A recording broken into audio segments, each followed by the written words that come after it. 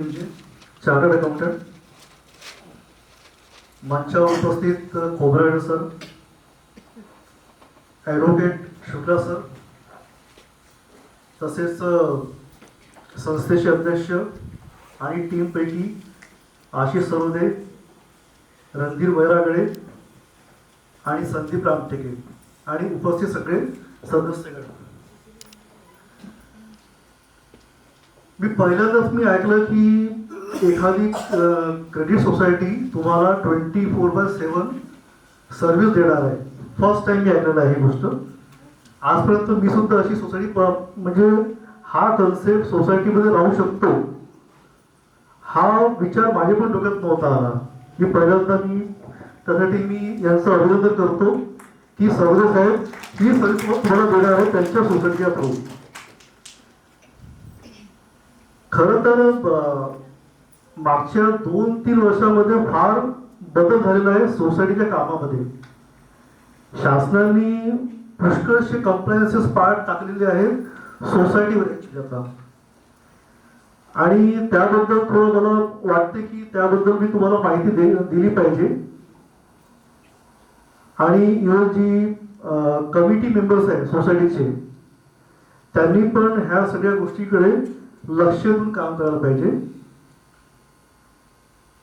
प्रत्येक सोसायटी जी आहे याला दरवर्षी मार्किंग भेटतात की आपली सोसायटीचं जे काही कारभार आहे ते सोसायटीनी कशा प्रकारे हाताळलेलं आहे यावरून प्रत्येक सोसायटीला A category, B category, C category आणि D कॅटेगरी भेटते.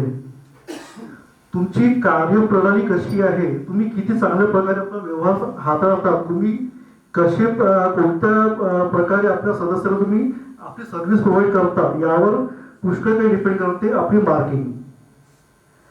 आणि आपण प्रयत्न हेच करायला पाहिजे की जसं आता आपली सोसायटी जी आहे ही फॉर्म झाली आहे 2022 मध्ये, तर प्रयत्न आपलं हेच व्हायला पाहिजे की पहिल्या वर्षापासून आपल्याला A कॅटेगरी मिळायला पाहिजे.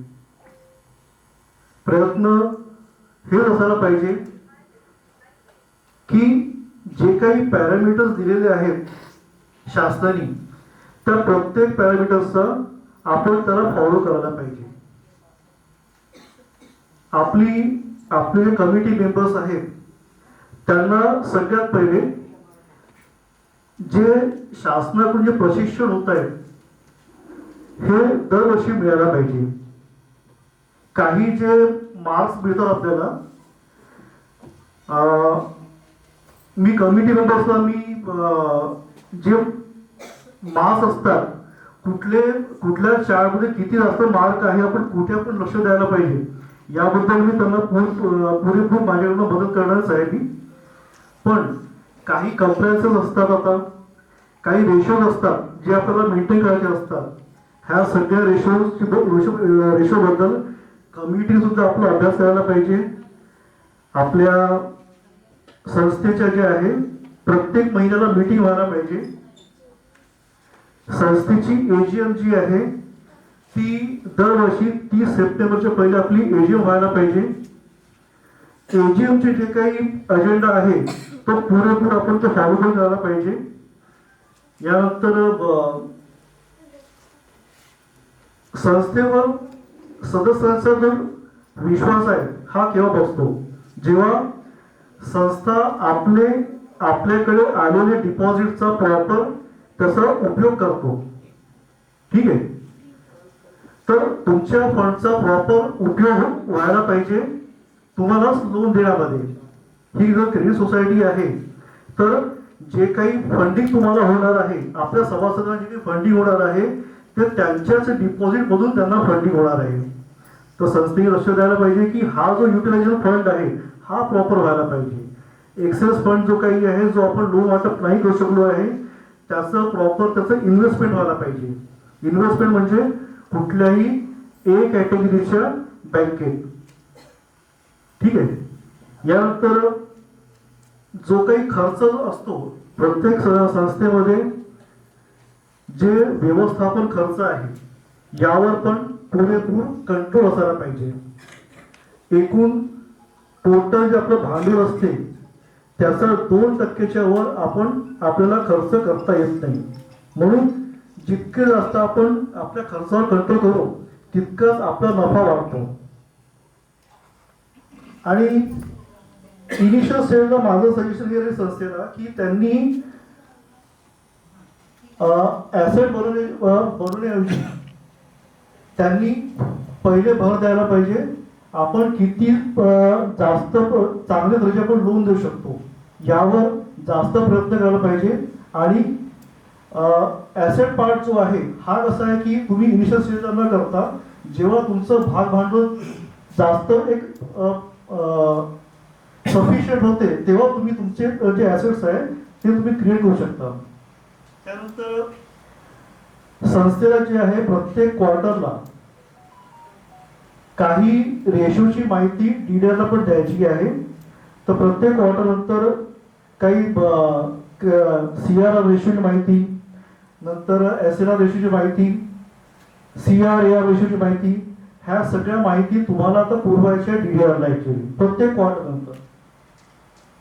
आणि संस्थेला त्यांचं ऑडिट करणं कंपल्सरी आहे प्रत्येक वर्षी. आता ही क्रेडिट सोसायटी असल्यामुळे तुम्हाला तुमची जी ऑडिटची नियुक्ती आहे ही तुम्हाला करायची आहे तुमच्या प्रत्येक वर्षी होणाऱ्या AGM मध्ये.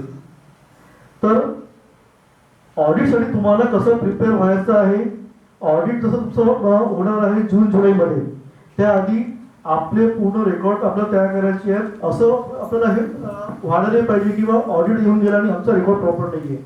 तर ऑडिट जर तुम्ही तुम्हाला माहित आहे की 31 मार्च संपलं की आपल्याला विदिन 45 डेज आपले पूर्ण जे रेकॉर्ड्स आहे हे आपल्याला तयार ठेवायचे ऑडिटसाठी. ऑडिटसाठी संस्था किती प्रिपेअर होते, जर तुम्ही प्रिपेअर्ड असाल तर तुमचं ऑडिट तुमचं चांगलं होते. जर तुम्ही प्रिपेअर्ड नसाल तर तुमच्या ऑडिटमध्ये तुम्हाला निगेटिव्ह रिमार्क येऊ शकतात. म्हणून माझी एवढीच विनंती आहे कमिटी मेंबर्सला की त्यांनी ह्या सगळ्या गोष्टीकडे लक्ष देऊन आपलं कार्यभार त्यांनी पुढे न्यावं. आणि माझ्या शुभेच्छा आहे या संस्थेला की त्यांना लोकांची प्रतिसाद मिळायला पाहिजे. त्यांनी मॅक्झिमम किती आपण मेंबरशिप वाढू शकतो लोकांची यावर पण त्यांनी लक्ष द्यावे. एवढं बोलून मी माझे 2 शब्द संपवतो. मला इथे बोलण्याची संधी मिळाली त्याबद्दल मी आपला आभारी आहे. धन्यवाद.